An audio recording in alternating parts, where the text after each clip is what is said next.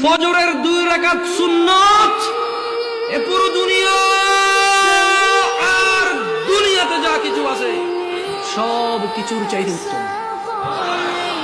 তাহলে যে 2 রাকাত সুন্নত পৃথিবীর চাইতে উত্তম, ওই 2 রাকাতের সুন্নতের পরে যে 2 রাকাত ফরজ রয়েছে, এই ফরজের আল্লাহু আকবার কি দিয়ে মিটাবা? এই ফরজের সামি আল্লাহু লিমান হামিদা কি দিয়ে মিটাবা? কত টাকার মালিক হয়েছে তুমি নামাজের কাফারা দিবা?